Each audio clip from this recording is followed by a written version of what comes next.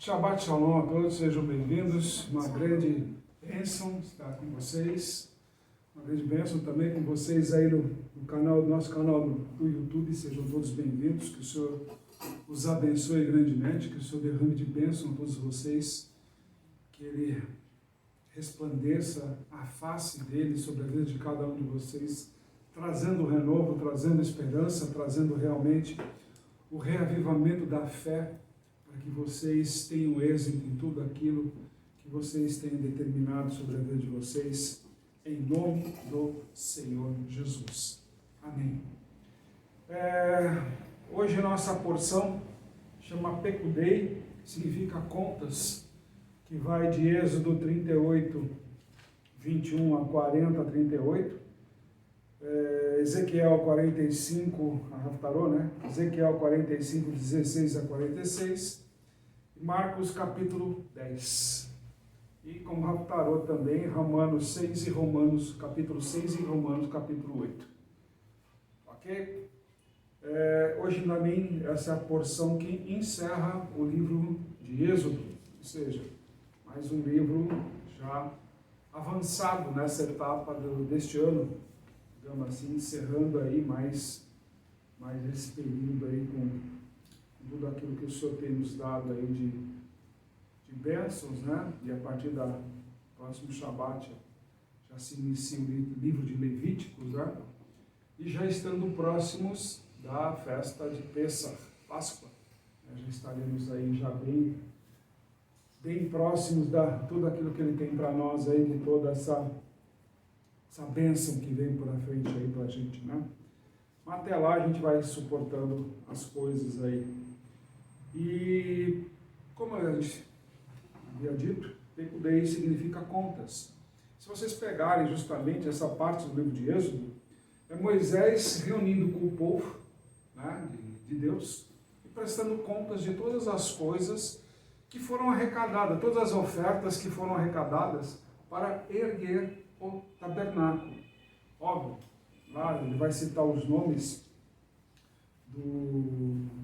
dos artesãos que confeccionaram, cada responsáveis, né, por cada um, trabalha com ouro, trabalha com madeira, trabalha assim, assado, mas ele não presta contas apenas para quem estava nos livros, mas sim para toda a congregação, porque afinal de contas todos participaram.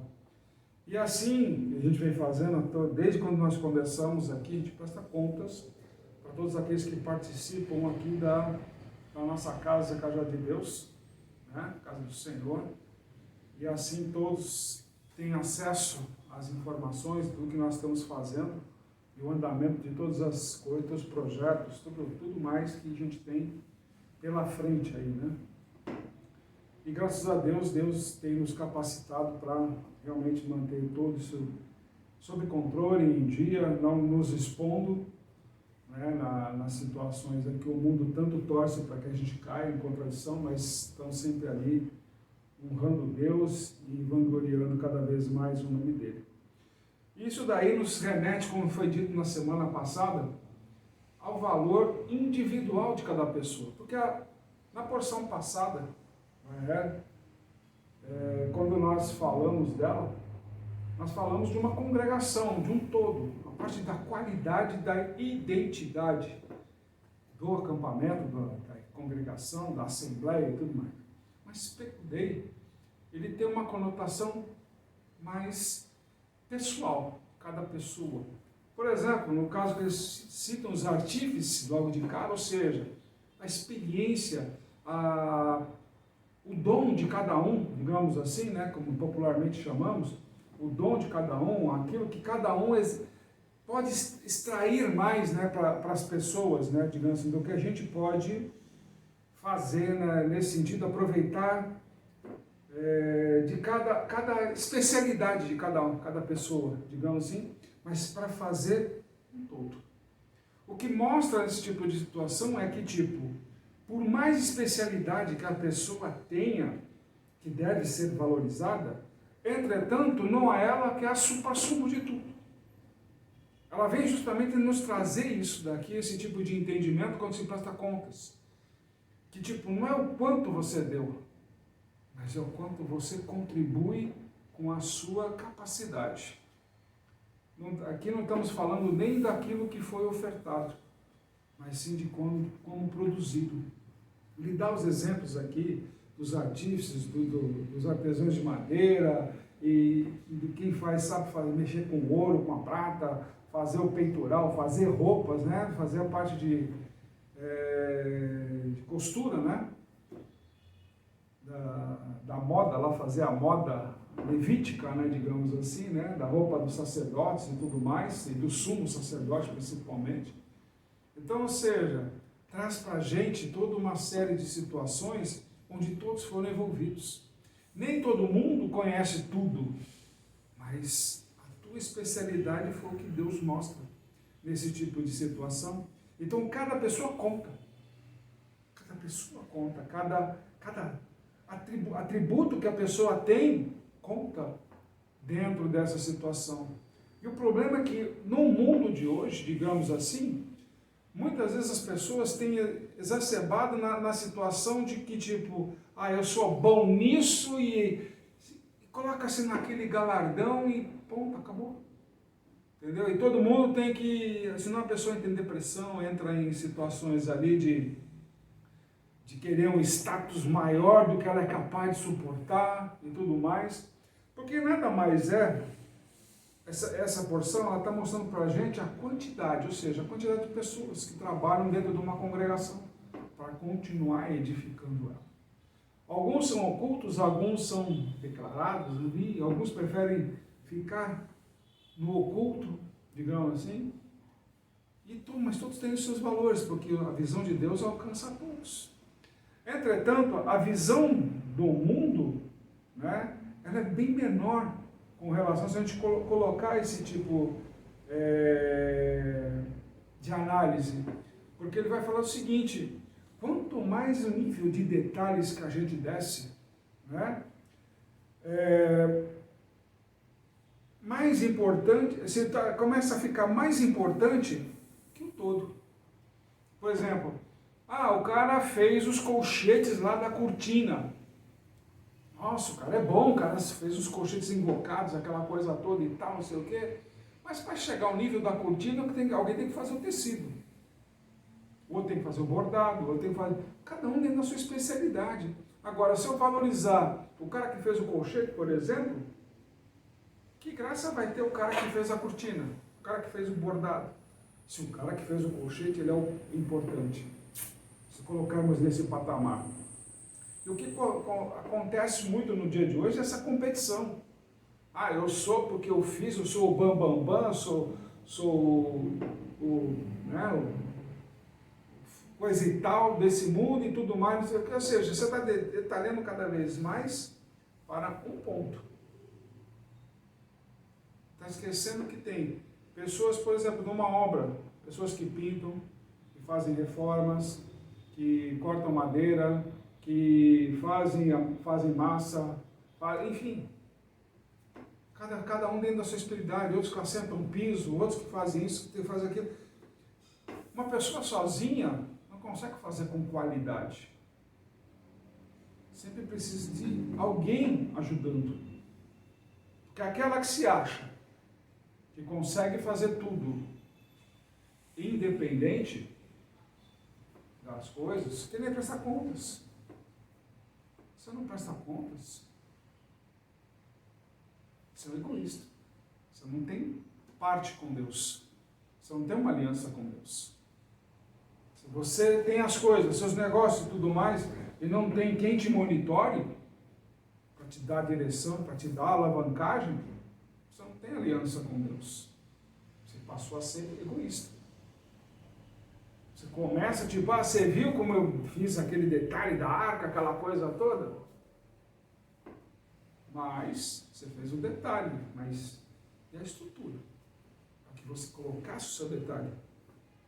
Você não vai dar crédito também para essas pessoas que participam de um todo, aquilo é uma empresa. O diretor não é o bambambam, sabe tudo, ele tem sua experiência de saber conduzir. Agora, se você colocar ele numa linha de produção, para fazer alguma coisa lá na linha de produção, provavelmente ele vai ser o pior dos funcionários. Mas sem o pessoal da linha da produção, também não tem como a empresa produzir. O diretor conta com que a linha da produção também faça isso. São essas diferenças que tem que ser preservada. Porque tem gente que nasce para dirigir. Vamos mandar naquela direção, mas ele precisa das pessoas deixando ele livre para pensar, para dar direção. Porque se ele começa a produzir, ele até pode ir bem por um tempo. Mas daqui a pouco ele já começa a cansar. E falar, eu fui formado a vida inteira para atingir esse objetivo. Conduzir pessoas. Por exemplo, a gente olhar o próprio exemplo de Moisés. Moisés viu a tenda do acampamento, Moisés viu a arca, viu a menorá e tudo mais, mas ele não sabia fazer. Ele teve que convocar todo mundo, falar, olha, aqui o artesão, passem as ideias, passem as informações, é isso que eu quero que seja. E todos participaram da construção do tabernáculo. Isso que é o mais importante. Todos participam da construção do algo. Porque quando você busca somente o individualismo, por exemplo, ele vai prestar contas do ouro. Só era feito só de ouro? Tinha prata, tinha lã, tinha as pinturas, tinha as pedras, tinha tudo. E aí, então ele só vai prestar contas do ouro, quem trabalhou com ouro. Não, ele presta lá, detalhe de todas as pessoas. E cada elemento que ele vai falando, ele está homenageando todas aquelas pessoas que participaram dessa elaboração. Coisas que não fugiram da sua responsabilidade. Quiseram participar de vontade. Porque é para a obra de Deus. E é isso que nós vamos aqui nessa noite, nesse dia de Shabbat, passar para você justamente arrancar de você esse tipo de egoísmo, sabe, que o mundo impõe na vida de todo mundo. Ah, porque você é o bambambam. Mas não se esqueça que o mundo é doido para chegar lá na frente e puxar a tua cadeira. Como diz na gíria da empresarial, puxar o seu tapete. É muito disso. Eles fazem com que você levante para depois puxar. O seu tombo ser maior. Então são situações que o mundo hoje age contra Deus. A todo momento. E nesse caminho, ele vai nos dando as situações que no livro de Marcos, ele já vai colocando para nós aí logo de cara, sobre o divórcio. E vão perguntar para ele se a mulher casa aquele negócio todo e tipo com outro, ou o marido casa com outro, ou trai um, ou trai outro, aquela... Aí você começa a pensar e fala assim, por que uma porção está ligada, que é de contas ligada aqui? Óbvio. Como o próprio Senhor mesmo disse, marido e mulher se tornam uma só carne. Assim é a nossa aliança com Deus. Todo aquele que tem uma aliança com Deus se torna um. Assim como o próprio Senhor mesmo disse, eu também me torno um com o Pai. Eu e o Pai somos um. É a mesma coisa o casamento. Não estamos falando só de um casamento homem e mulher, nós estamos falando do teu casamento com Deus. O teu casamento com Jesus. O teu compromisso com a obra de Deus, de verdade. Sabe, de chegar lá e levantar, não chegar não, tipo, vai ter um culto lá e tal, vai ser no domingo de manhã e tal, tá bom, vamos lá no domingo de manhã, que assim é melhor, porque depois vai ter o churrascão na hora do almoço, a gente aproveita. Ou então naquele domingo à tarde, né, final da tarde, pelo menos já deu para ver o jogo, aí eu vou para a igreja. Ou seja, sempre o mundo vindo primeiro, as agendas pessoais sempre vindo primeiro, que a própria casa de Deus. A própria obra de Deus. Então, onde está a aliança? A sua aliança com Ele. Tem igreja por aí que manda fazer os anéis aí, não, que é de prata, que é prata, de lata mesmo, e está tudo certo lá. Deu a primeira pancada na porta lá, já está torta. Já está aquele negócio lá, a primeira batidinha de mão lá, na coisa já está tudo torto lá, isso é tudo amassado, de redondo fica quadrado. Então tem muita gente que fica fazendo simbolismos. E na verdade Deus não precisa de simbolismo, Ele precisa que a tua verdade seja única. Que a sua verdade seja sim. Que a sua verdade seja não. Mas não se agarrada a simbolismos. Deus aboliu tudo isso. Quando Ele falou, eu sou o teu Deus, que te tirou do Egito. O Senhor, quando mesmo foi para a cruz, Ele falou assim, antes de ir, Ele fez a Santa Ceia e falou assim, isso aqui é para te livrar dos pecados. Como Ele mesmo nos ensinou na semana passada, os pecados estão na cruz. Mas o que importa agora? Ah, mas eu sou pecador. Não, teu pecado está na cruz. O seu pecado está na cruz. Agora eu te pergunto, por quantas vezes você está recusando o teu próprio perdão que Deus está te oferecendo? Quando Ele te fala para você vir para a obra, que Ele te fala, tipo, eu vou te consagrar e tudo mais, e de repente você não produz, fala assim, cara, você tinha que chegar nesse nível. Ele vai lá e remove a sua consagração para ver se você nasce de novo. Aí, em vez de, tipo, peraí, pegar bril, não, a pessoa emburrece.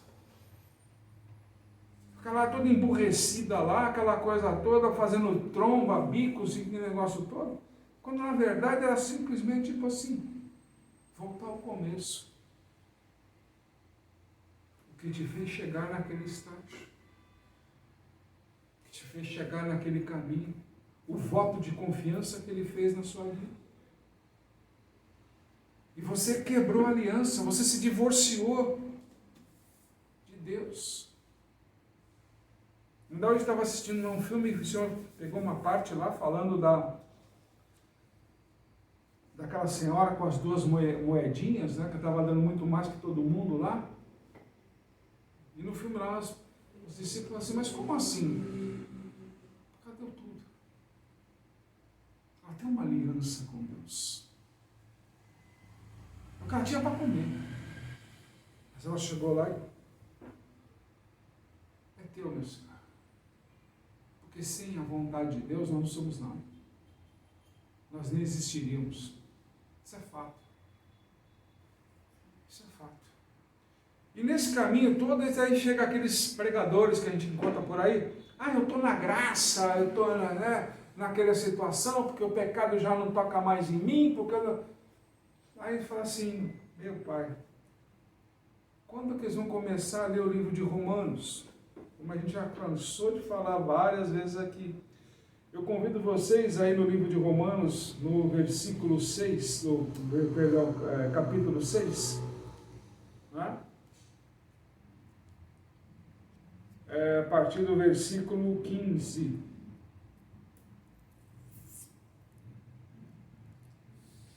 Pois, perdão.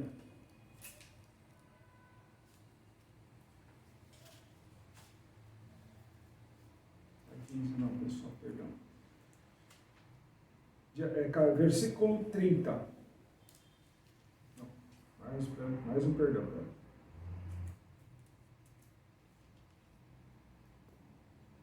O capítulo 6 inteiro é que está a graça, né? Então, mas vamos lá.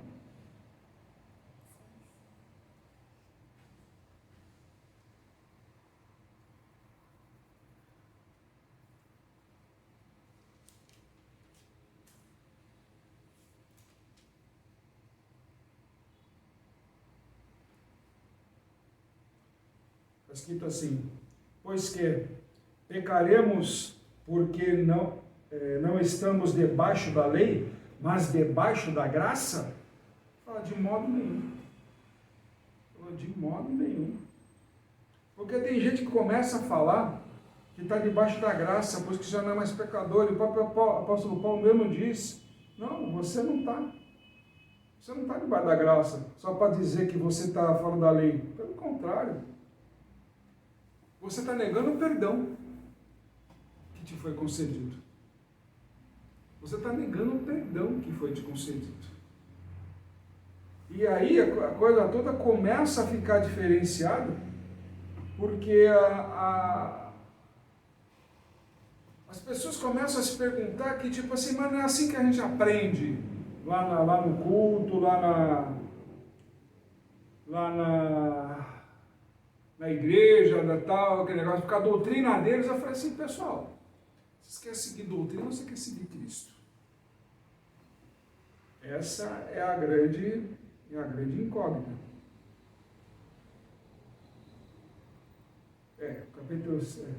Capítulo 6, versículo 15, pessoal. Bom, agora fica mais fácil. Aí ele continua, não sabeis vós que a quem vos apresentardes por servos para lhe obedecer, sois servos daquele a quem obedeceis, ou do pecado para a morte, ou da obediência para a justiça. Se você se diz que é pecador,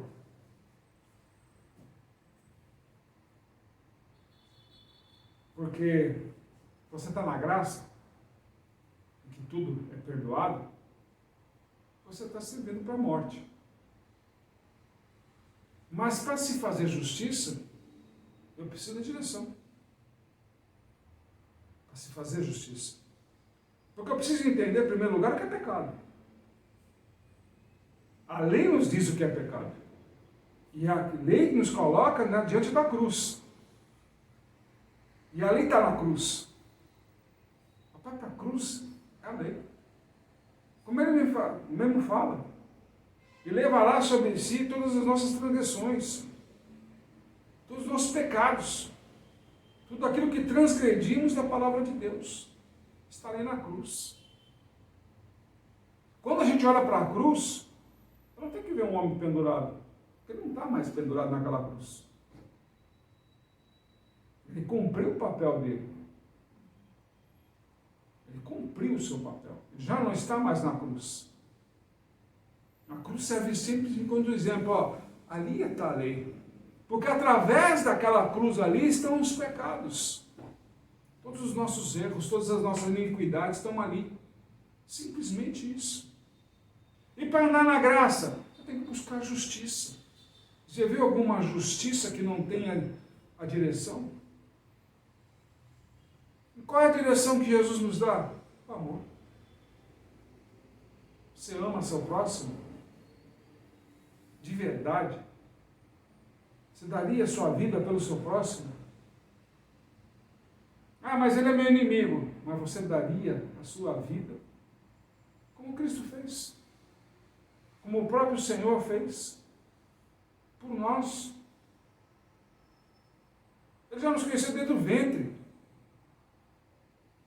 Tem gente que até hoje ainda está dizendo, que eu comentei semana passada de um vídeo, de uma entrevista que foram feitas.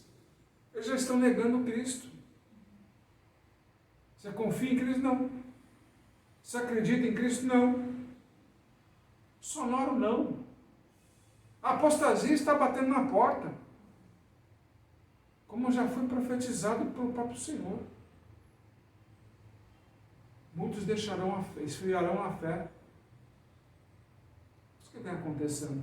E por isso cada pessoa hoje em dia é importante. Nunca o Evangelho se tornou tão importante como agora. Ah, mas existem igrejas cheias de pessoas. De pessoas. Apenas isso. Não de almas. As pessoas têm buscado a igreja para sarar problemas pessoais. Emocionais, afetivos e tudo mais. Não para salvar suas almas. E muito vem a ver aí com as propagandas que as próprias pessoas fazem aí, as próprias chamadas que existem em algumas igrejas aí e tudo mais, né? E aí, o que ele nos coloca? diante de um grande problema, que está aí justamente no capítulo 10 de Marcos, perdão. Capítulo 10, do versículo 17 a 31. Ele vai falar do jovem rico. Quando o jovem rico chega para ele todo cheio de tipo assim: Senhor, como é que eu faço para ganhar a vida eterna? Ah, tá bom. Você quer ganhar a vida eterna? Ótimo. Você segue os princípios desde criança. Siga todos os mandamentos, siga tudo certinho, sem problema nenhum. Desde criança, eu conheço todos de cor e salteado e pratico eles. Ótimo. Então, venda tudo que você tem e dê aos pobres. Já que você aprendeu, execute. O que aconteceu? O jovem rico foi embora chateado. Como assim vou ter que dar tudo? E o que mais se busca na igreja hoje? Tem cultos cheios. Riquezas. O culto da prosperidade, o culto disso, o culto daquilo, aquele negócio todo. Ele mesmo fala, o próprio Senhor fala. É mais fácil um camelo que é considerado impuro atravessar o buraco da agulha para entrar no reino de Deus. Ou seja, se diminuir do tamanho de um buraco da agulha, um ímpio, um impuro, ele é capaz de se diminuir para atingir o reino de Deus, enquanto o rico não. A soberba não permite que ele se diminua. Vai vazando. A soberba não permite. Então, por que as pessoas, hoje em dia, tem que ser feito esse questionamento? Porque as pessoas hoje estão atrás de culto de riqueza. Se o rico não vai entrar nos céus. Qualquer um que fale diferente disso é blasfêmia. Está na Bíblia. Está escrito aqui. O rico não entra. É mais fácil o camelo entrar. É mais fácil o impuro entrar. E ele mesmo fala. Em primeiro lugar, quando ele está discutindo com os sacerdotes, quem vai entrar primeiro são o quê? Os cobradores de impostos, as prostitutas e tudo mais, que aceitam o reino. Muito mais fácil. Enquanto tem pessoas por aí buscando semelhantes, digamos assim, na mesma raiz, naquela... Você esquecendo de levar para a igreja o pobre que está na rua para ele aceitar Jesus. Você está esquecendo de ganhar essas almas. Ah, porque, não, mas é pobre, é isso. Ficam fazendo discriminação. Por acaso Deus discrimina alguém? Por acaso Deus discrimina alguma das pessoas? Óbvio que não. Afinal de contas, Ele é Pai. E o reino dele é um reino de amor. Se você não é competente para amar teu semelhante, mesmo suportando todos os tipos de ofensa, todos os tipos de situações contrárias, mesmo ele quando não entende você, mas você continue ali, perseverando no amor, mesmo quando ele faz tromba, mesmo quando vira a cara, mesmo quando te abandona, mas você continua preservando em amor. Isso é uma aliança com Deus. Isso é um casamento perfeito. Perseverar amando. Perseverar amando. E nesse caminho, ele vem nos colocar no capítulo de Romanos, capítulo 8.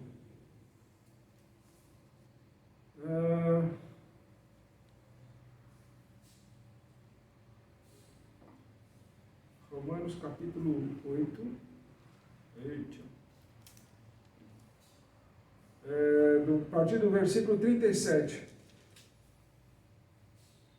Mas em todas essas coisas somos mais do que vencedores, porque aquele que nos amou, porque estou certo de que nem a morte, nem a vida, nem os anjos, nem os principados, nem as potestades, nem o presente, nem o porvir, nem a altura, nem a profundidade, nem alguma outra criatura nos poderá separar do amor de Deus, que está em Cristo Jesus, o nosso Senhor.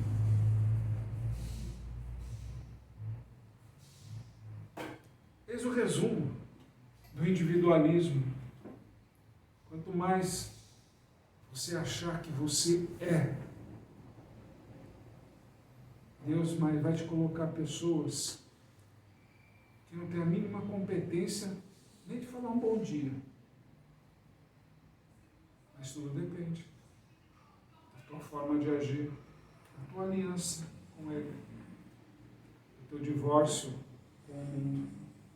O mundo sempre vai dizer para você que você é bom, que você é isso, que você é aquilo. Mas lá na frente, não se esqueça, quanto mais degraus o mundo te dá, mais ele vai te cobrar. E a única cobrança de Deus, se é que assim podemos dizer, amor, a única cobrança. Você é importante para Deus. Você é uma quantidade importante para Deus. Não se esqueça, Deus faz sempre o censo da sua congregação. Só você pegar todos os livros aí da Torá, os cinco primeiros livros do Pentateuco, você pegar lá, tem sempre lá Deus fazendo contagem, porque você é importante para Deus. Mesmo sendo um, você é importante para Deus. Ele confia em você, Ele acredita em você, Ele tem sonhos com você. Mesmo quando muitas vezes a sua razão te segue. Porque Deus não é o Deus da sua razão, é o Deus do seu amor. Mais uma vez, Ele te estende a mão do perdão. Mais uma vez nessa noite, por amor a todos nós, e por isso Ele entregou o seu Filho, por amor a nós. Mais uma vez nessa noite, Ele te estende a mão te perdoando. Você vai continuar rejeitando? Ou vai realmente adorá-lo de todo o teu coração, 24 horas por dia, todos os dias, para todo sempre? Em nome de Jesus. Que o Senhor te abençoe e te guarde. E faça resplandecer o Senhor o seu rosto sobre ti e te agracie. Tenha o Senhor misericórdia de ti e ponha em ti a paz. Shabbat Shalom.